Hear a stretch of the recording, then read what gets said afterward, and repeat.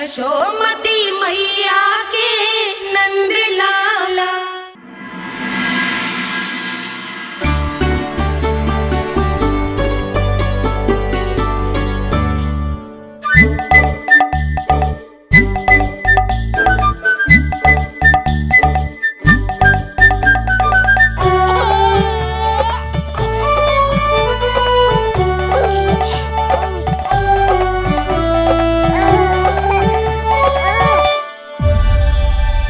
मैया, ये क्या किया?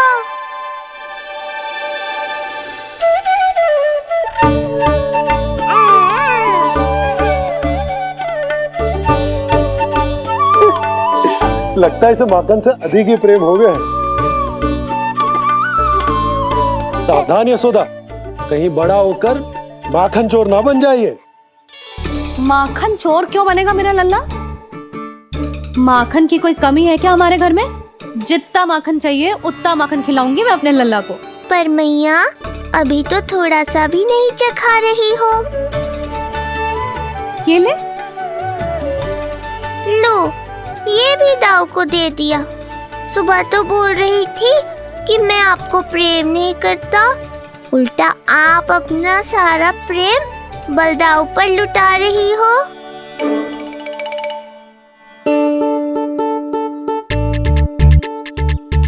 सुनो जी, कान्हा के चारों ओर सिरहाने लगा दो ना, नहीं तो जी फिर से इधर उधर चला ना जाए। क्या अच्छा सुझाव दिया तुमने। अभी लाए।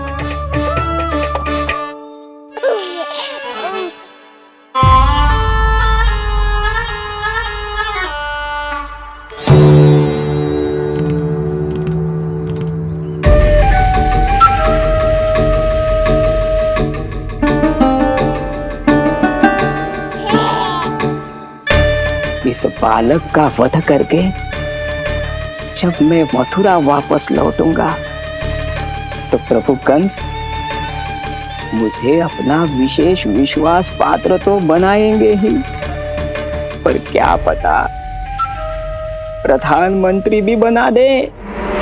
देवकी और वसुदेव अभी कहाँ हैं? अपनी संतानों के श्राद्ध के लिए ऋषि गर्ग के आश्रम जा रहे हैं। अब आप क्या करने वाले हैं महाराज? एक बार तो मैंने उन्हें प्राण दान दे दिया। बधाई हो कुंवर जी, अपनी पत्नी के प्राण बचाने में आप सफल हुए। दूसरी बार मैं उन्हें दंड देने निकला तो तुमने मुझे रोक दिया। बुद्धि बल का प्रयोग कीजिए स्वामी, शारीरिक बल की आवश्यकता नहीं। किंतु एक ही भूल को बार बार नहीं दोहराएगा कंस। मथुरा नरेश कंस के इस महल से वसुदेव और देवकी जीवित बाहर नहीं निकलेंगे,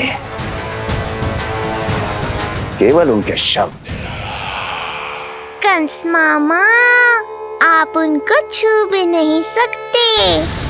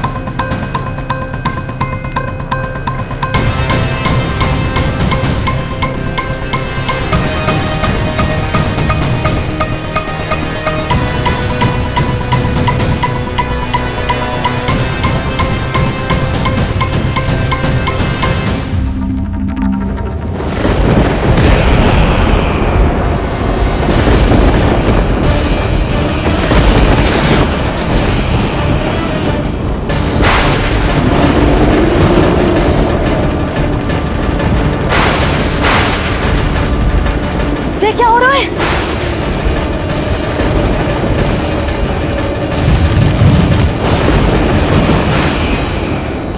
ये क्या हो रहा है?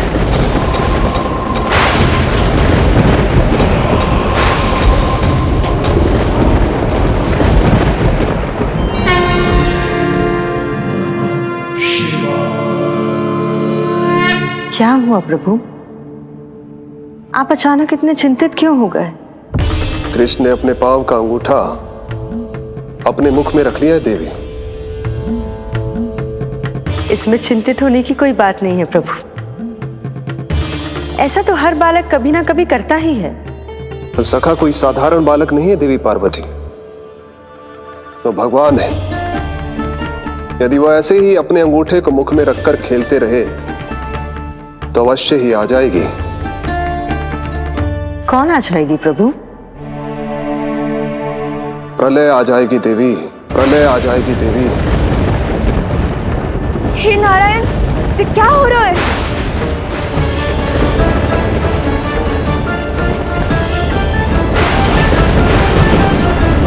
ये ऐसे लग रहा है जैसे दिन में ही रात्रि के समान अंधेरा छा गया हो। लगता है बहुत बड़ी आंधी आने वाली है।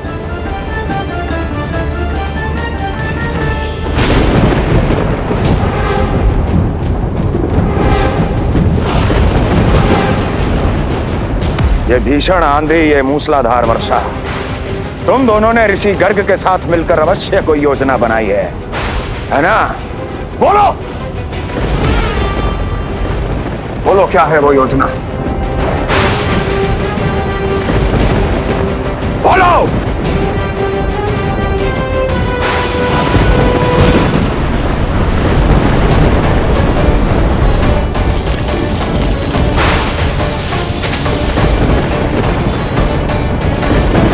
लगता है प्रकृति क्रोध में।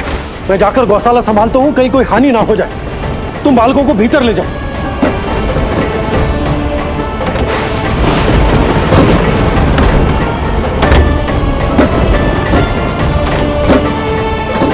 जी, द्वार और झरोखे बंद करते हैं। हाँ,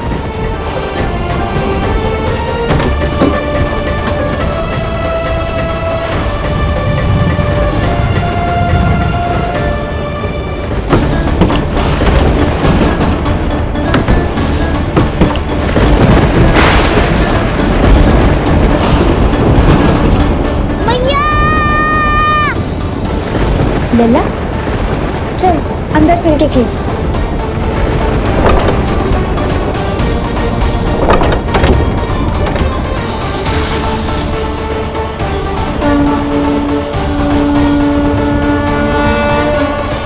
आपके सखा तो ध्यान निद्रा में चले गए हैं प्रभु। इनके ये अंगूठा चूसने की सामान्य सी क्रिया का कितना घातक प्रभाव पड़ रहा है, इन्हें तो पता भी नहीं है। चाहे जानबूझकर की जाए या अनजाने में हो, सखा की हर लीला के पीछे कोई ना कोई उद्देश्य अवश्य छिपा होता है।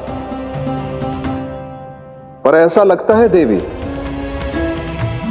जैसे उनकी इस लीला के पीछे एक नहीं अनेक उद्देश्य छिपे हैं।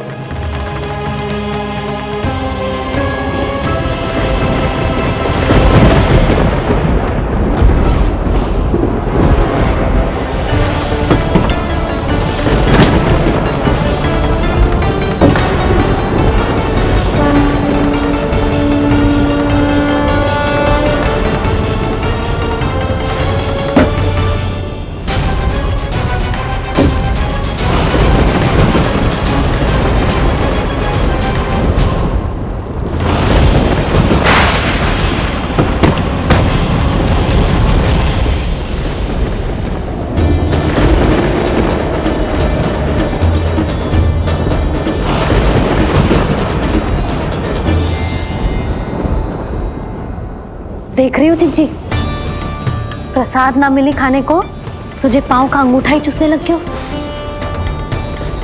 कान्हा, ये क्या कर रहे है? अंगूठा मुंह से निकाल दे लल्ला। अच्छी बात ना है कान्हा। देख कान्हा, तू नींद में है, इसका अर्थ ये ना है कि मैया तुझे अंगूठा चूसने देगी। निकाल अंगूठा मुंह से। आज तो बड़ी शीघ्र इतनी गहरी निद्रा में सो गए हो तुम।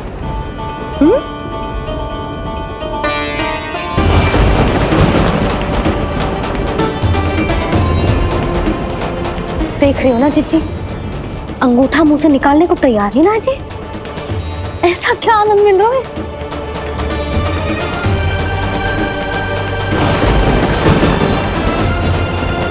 अधिक बल भी ना लगा सकती, अत्यधिक नींद में है, कहीं इसकी आंख ना खुल जाए। रानी भाभी, लगता है तीव्र वर्षा होने वाली है। मैं और भोला भैया के साथ अगले निकल रहे हैं। हो सकता है उन्हें हमारी आवश्यकता हो। हाँ हाँ चलो भोला। चिच्ची, तीव्र वर्षा आरंभ होने से पहले आप और बरदाऊ निकल जाओ। ठीक है, किंतु तुम भी सतर्क रहना। हाँ, आप भी ध्यान से जाओ।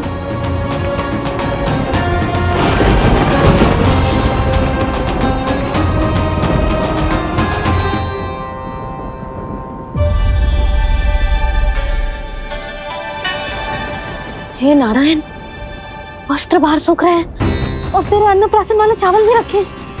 भीतर करना होगा ना चिचान की भी।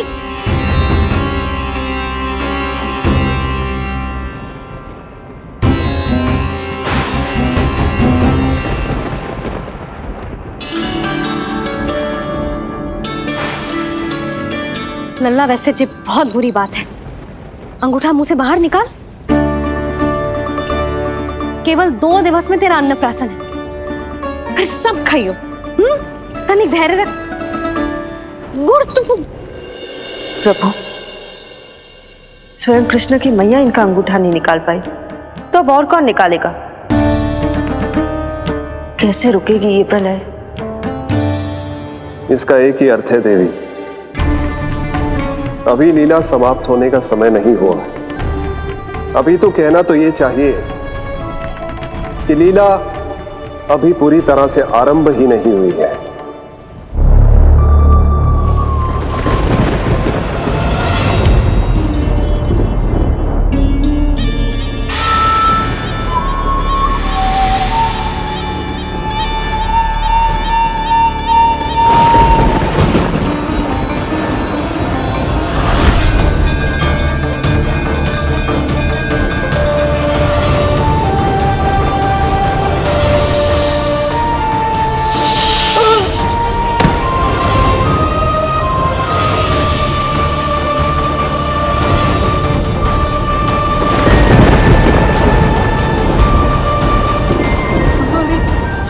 कंस ने प्रलय बुला ली। कंस ने प्रलय बुला ली।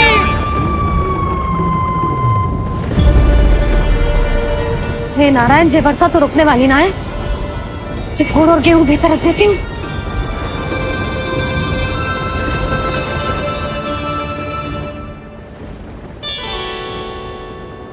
जे देख रहे हो गुड़, जे तेरे अन्नप्राशन के पकवानों के लिए ही है। कैसे कैसे करके बचा के लाई हूँ, कुछ पता भी है तुझे? और तू है कि जे अंगूठा ही चूसे जा रहे है। हाँ नहीं तो। किंतु आज प्रलय भी आ जाए तो कंस की तलवार का वार रोकने में असमर्थ होगी। कंस के साथ विश्वासघात किया है, दंड तो मिलेगा। महाराज, वायुमंडल में अचानक आए इस परिवर्तन का हमसे कोई लेना देना नहीं है। हम तो बस अपनी संतानों के श्राद्ध के लिए जा रहे थे। मूर्ख हूं मैं, मूर्ख हूं मैं। कंस एक मूर्ख है, मूर्ख हूं मैं। अब अच्छी तरह जानता हूं मैं, श्राद्ध केवल एक बहाना है। किंतु सत्य यह है कि तुम और वो ऋषि गर्ग मिलकर मेरे विरुद्ध एक षड्यंत्र रच रहे हो, और ये तुम्हारी योजना है। भैया, ये आप क्या कह रहे हैं? कैसा षड्यंत्र, कैसी योजना?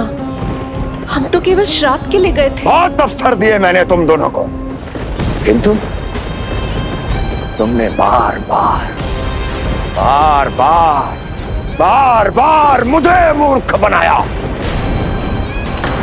इसलिए अब मैं अवसर दूंगा अपनी इस तलवार को।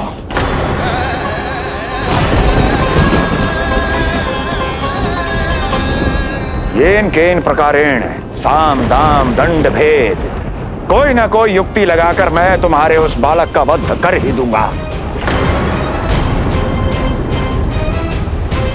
पर उस क्षण का साक्षी बनने के लिए अब तुम दोनों को जीवित नहीं छोड़ूंगा मैं।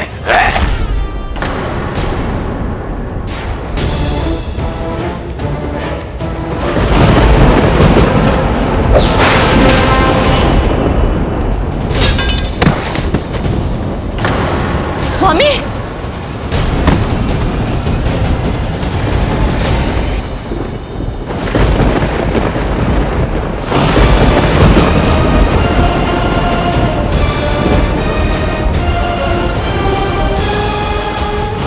तेरा काल तेरी प्रिय बहन के गर्भ से उसकी 8वीं संतान बनकर जन्म लेगा और तेरा विनाश करेगा, विनाश करेगा, विनाश करेगा।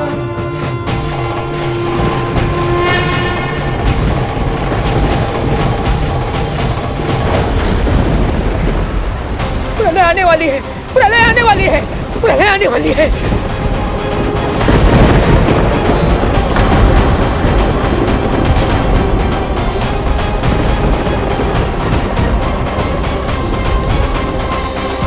यदि कंस को रोकना, अपने माता पिता की रक्षा करना और चपलासुर के ब्रह्म को मिटाना ही इस लीला के उद्देश्य थे, तो ये सभी उद्देश्य पूरे हो चुके हैं प्रभु। अब तो ये प्रलय रुकनी ही चाहिए। ये केवल सखा की लीला ही नहीं है देवी पार्वती, उनकी माया का उदाहरण भी है। मार्कंडेय ऋषि को दिए गए वरदान को पूरा करने के लिए ही ये सब हो रहा है। कौन सा वरदान प्रभु? प्रभु की माया को साक्षात अपनी आंखों से देख पाने का वरदान।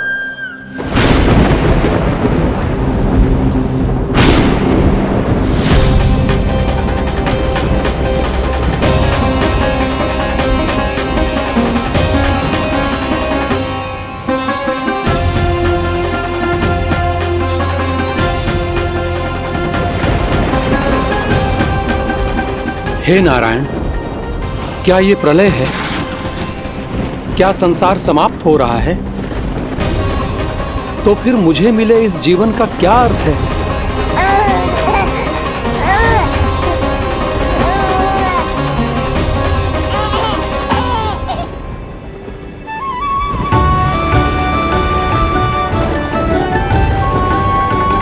ये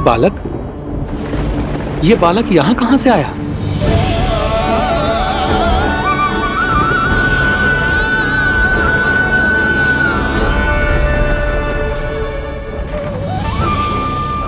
सोते हुए कितना निर्दोष लगता है जी। चारों ओर जल ही जल है, सब कुछ प्रलय में नष्ट हो रहा है, किंतु ये कितना निश्चिंत है ये। परंतु ये अद्भुत बालक है कौन?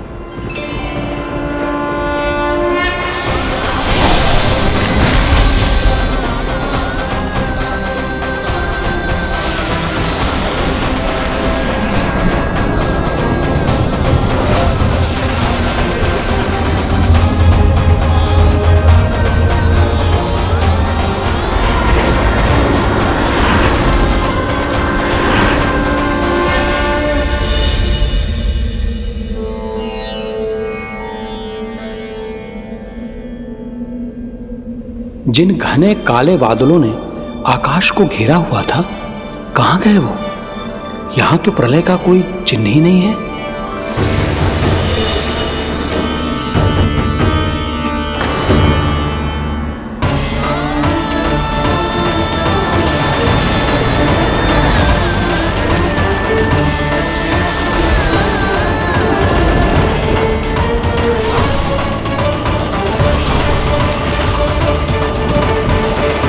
ये आप ही की माया थी ना प्रभु?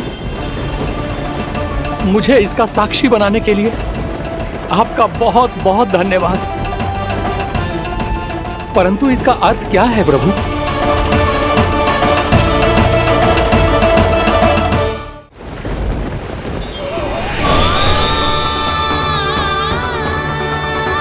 प्रभु,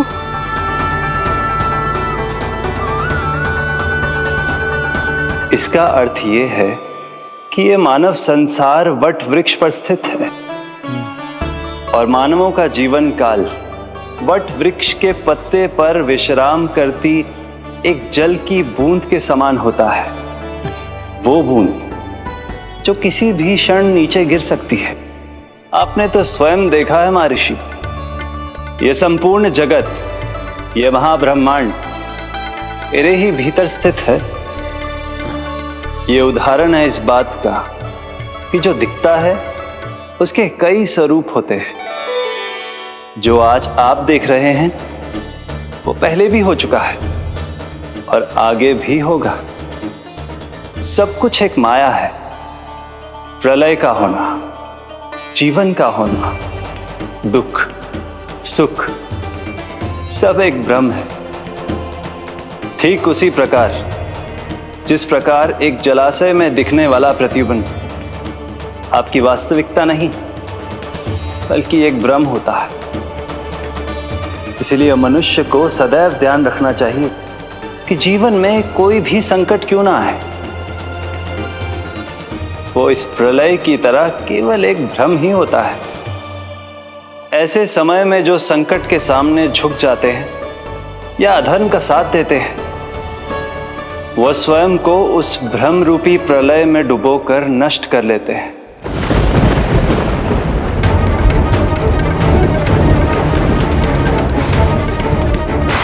पर जो मेरी शरण में आकर संकटों का सामना करते हैं, वह स्वयं को कठिन से कठिन प्रलय से भी उभार लेते हैं। किंतु प्रभु, सभी व्यक्तियों में संकटों का सामना करने का साहस नहीं होता। कृपा करके आप कुछ ऐसा कीजिए जिससे आपके भक्तों को इतना बल मिले कि वो कठिन से कठिन परिस्थितियों का सामना भी सहर्ष कर सकें। मैं वरदान देता हूं महर्षि, पीपल के पत्ते पर बाल कृष्ण की इस छवि का स्मरण मेरे जो भी भक्त करेंगे उनके साथ मेरा आशीर्वाद सदैव बना रहे। वो चाहे कितनी भी कठिन परिस्थिति में क्यों ना फंसे, बाल कृष्ण की ये छवि उन्हें उससे उभर पाने में सामर्थ्य प्रदान करेंगे।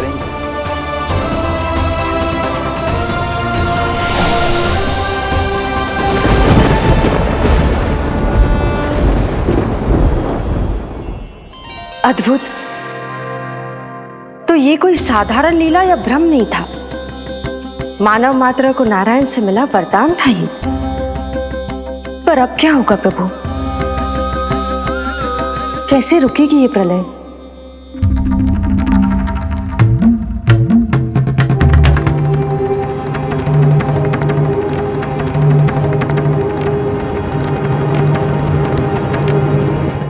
क्या सोच रहे हैं प्रभु? क्या आप रोकेंगे ये सब? नहीं प्रिय,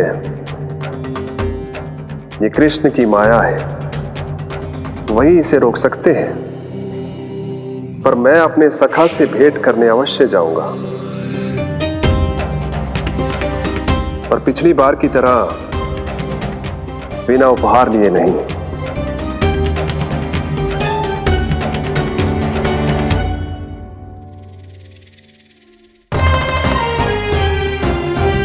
उपहार?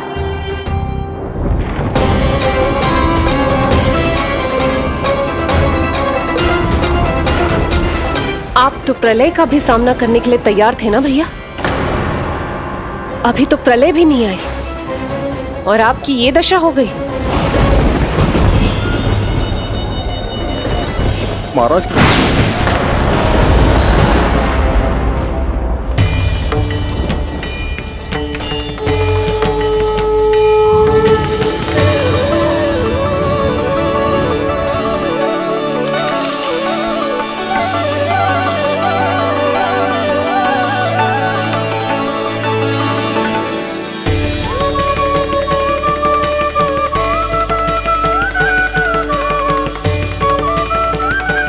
महादेव, आप उपहार में ये निष्प्राण वस्तु देंगे अपने सखा को?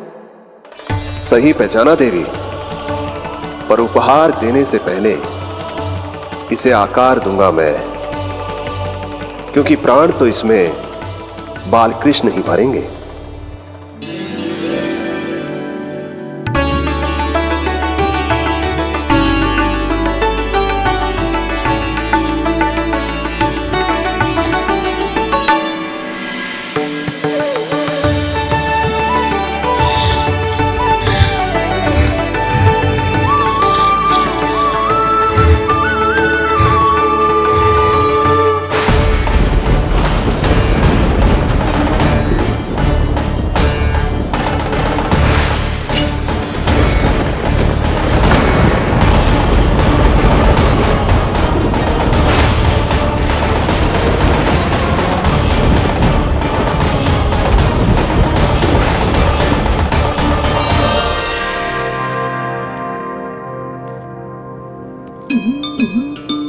मुरली, बस उन्हें मेरा उपहार अच्छा लगे।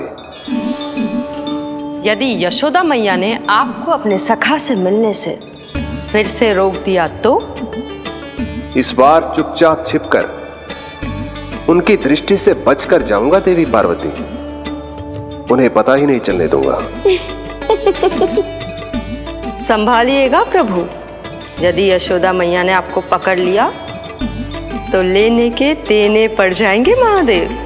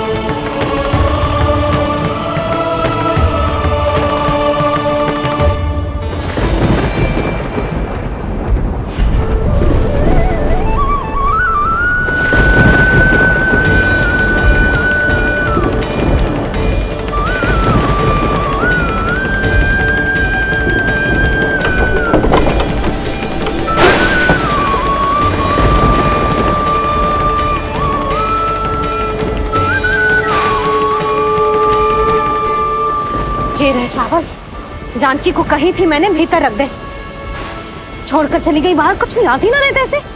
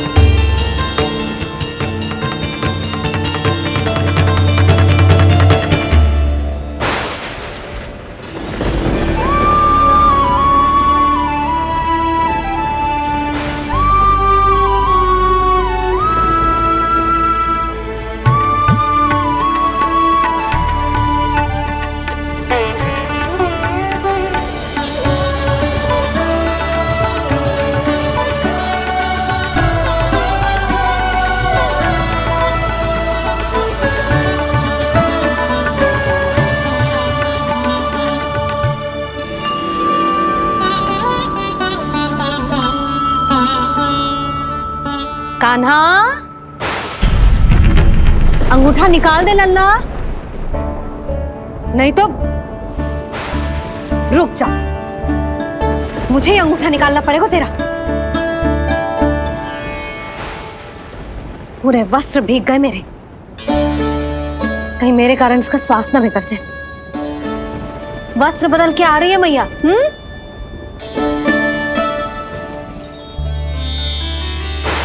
आ रही हूं।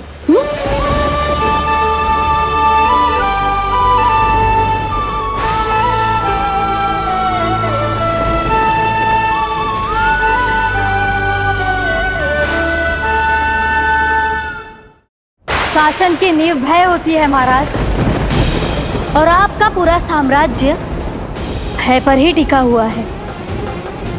यदि आप ही इस तरह से भयभीत दिखाई देंगे तो आपके साम्राज्य को डगमगाने से कोई भी नहीं रोक पाएगा। एक बार आपने ही कहा था ना कि अपनी दुर्बलता कभी किसी को मत दिखाओ। प्रजा को भयभीत कंस नहीं, भयानक कंस दिखना चाहिए, भयानक कंस। अब आप ये सिद्ध कर दीजिए कि भय आपके शत्रु का नहीं, आपका शस्त्र है। महाराजा धीराज, कंस का शस्त्र।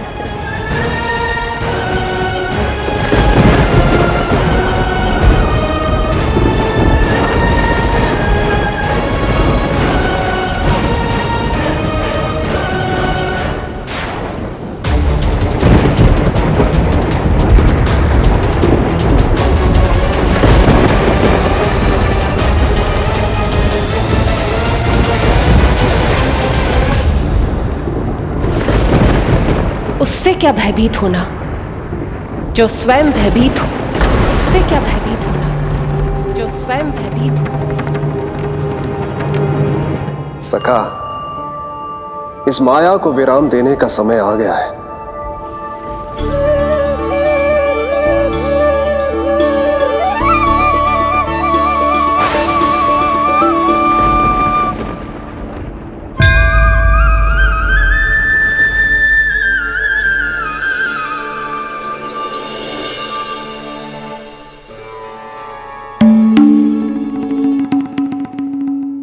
सभी आपके चरण धोकर उसका चरणामृत पीते हैं सखा, और आपने उसी चरण को अपने मुख में रख लिया।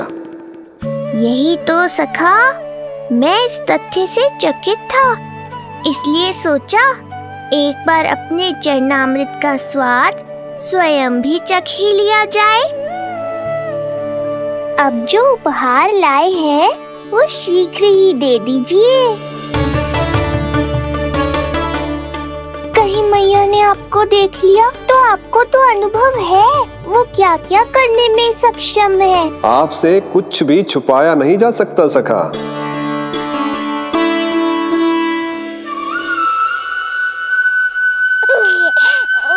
इन अधरों पे पांव के अंगूठे से अधिक ये मुरली शोभा देगी सखा।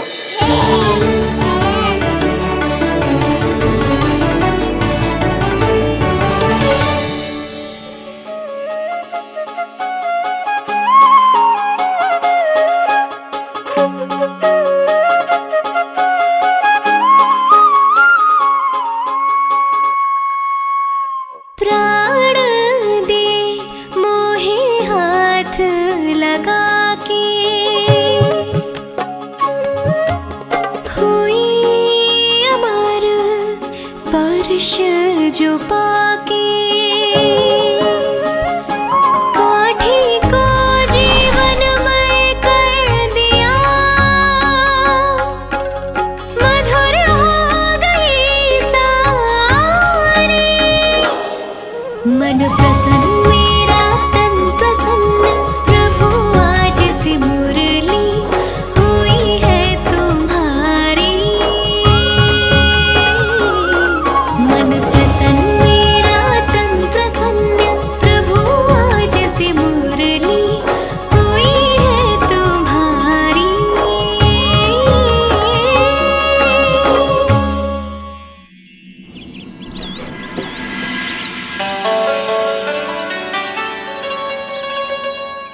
तुम्हारी भक्ति ने मेरा मन जीत लिया है मुरली। शीघ्र ही सारा संसार तुम्हें मेरे नाम से और मुझे तुम्हारे साथ से पहचानेगा।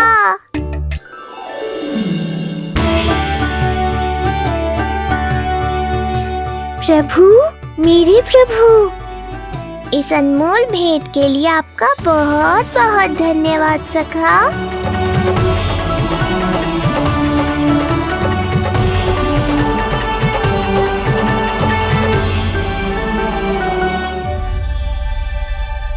सखा, मैया,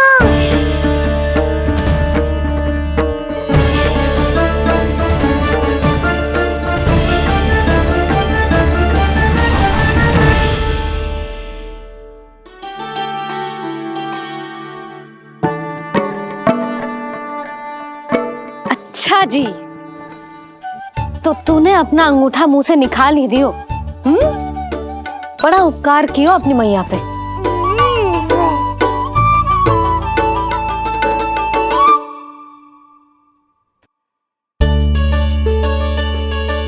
प्रभु, मैया ऐसा मत करो, मेरी मुरली वापस दे दो मुझे।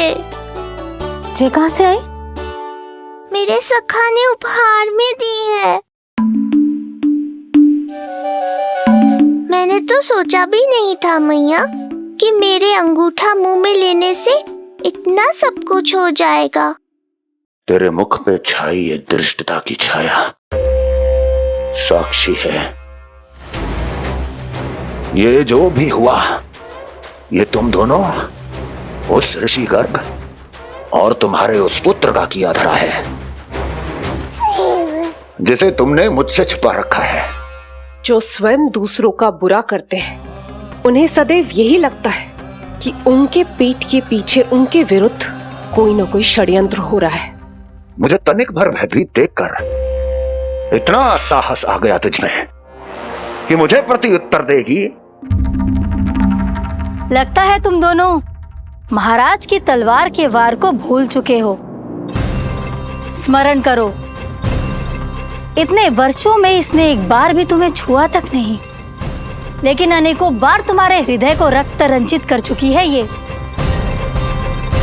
मेरी इस तलवार ने तुम दोनों की 6 संतानों का रक्त चखा है,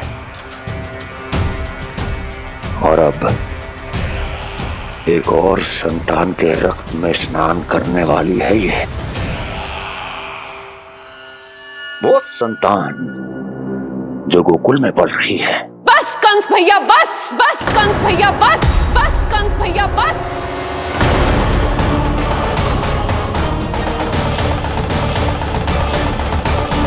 इतना दुस्साहस, तू मुझसे ऊंचे स्वर में बात करेगी अपने बड़े भाई के सामने? बड़े भाई जैसे कौन से कर्म किए हैं आपने, और अब जो कुकर्म करने की आप सोच रहे हैं उसमें भी असफल होंगे आप। देवकी, नहीं स्वामी, आज मत रोकिए मुझे। बहुत सह चुके हैं हम, आप मौन रह लिए, परंतु आज इन्हें सत्य का पता चलना ही चाहिए। भैया, आपको क्या लगता है आप बहुत शक्तिशाली हैं, तो अपना भाग्य बदल सकते हैं? आप भगवान विष्णु का सामना कर सकते हैं। ये भ्रम राक्षस राज रावण को भी था, और यही भ्रम स्वयं को भगवान समझने वाले हिरण्यकश्यप को भी था। पर ना रावण के 10 शीश बचे और ना ही हिरण्यकश्यप का अस्तित्व। पेट चीर के उनके प्राण निकाल लिए थे भगवान ने। तो सोचिए भैया, आपकी क्या दशा करेंगे वो? मैं आज तक ये बात समझ नहीं पाई कि ये आपका अभिमान है या अज्ञान, जो आप भगवान विष्णु का सामना करने चले हैं। देवकी! इस क्रोध का आप कोई लाभ नहीं है भैया। अब तक मैं व्यर्थ ही आपसे भयभीत होती रही, परंतु अब और नहीं। जब हमारी रक्षा स्वयं भगवान विष्णु कर रहे हैं, तो फिर आपसे कैसा भय? जब हमारी रक्षा स्वयं भगवान विष्णु कर रहे हैं, तो फिर आपसे कैसा भय? तू क्यों मुस्कुरा रहा है? अब जे मत ही सोचना कि मैया फिर से अंगूठा चूसने देगी तुझे। अब उसकी आवश्यकता ही नहीं पड़ेगी मैया। पहले आकाशवाणी से सुना था, आज मैं दोहराती हूँ। आपकी मृत्यु भगवान विष्णु के अवतार द्वारा ही होगी। आपकी मृत्यु भगवान विष्णु के अवतार द्वारा ही होगी। आपकी मृत्यु भगवान विष्णु के अवतार द्वारा ही होगी।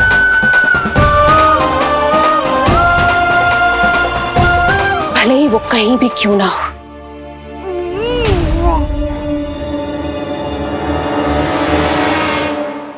चाहे वो कहीं भी क्यों ना हो, मैं जानता हूं वो कहां है। देखिए, तूने बहुत बड़ी भूल कर दी मुझे चुनौती देकर। मैं चाहूं तो अभी इसी क्षण तुम दोनों का वध कर दूं, किंतु नहीं।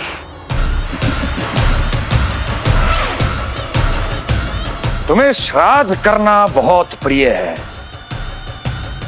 है ना? तो ठीक है, तो अब मैं तुम दोनों का वध तभी करूंगा जब तुम दोनों अपनी 8 संतानों का श्राद्ध एक साथ कर चुके होगे।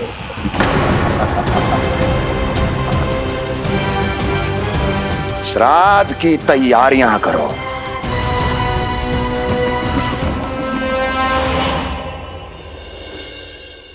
मैया अन्नपूर्णा की कृपा से आज अन्नप्राशन के सभी कर्मकांड अच्छे से हो जाए, भोजन स्वादिष्ट बने और मेरे कान्हा को प्रिय लगे।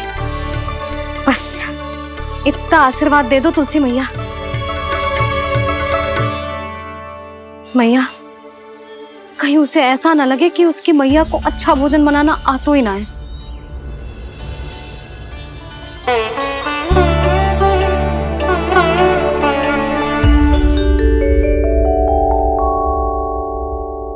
वाह मैया, इतने दिन तक तो कुछ खाने को दिया नहीं, और अब जब खाने का अवसर आया है तो व्यग्र हो रही हो।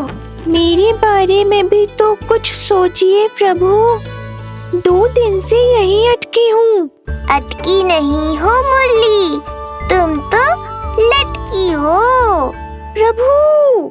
हाँ हाँ मुरली, मुझे भी तुम्हारा साथ चाहिए, पर क्या करूं? मैया ने तुम्हें मेरी पहुंच से बहुत ऊपर लटकाया है। पर प्रभु, मैं अब तक पहुंचूं कैसे?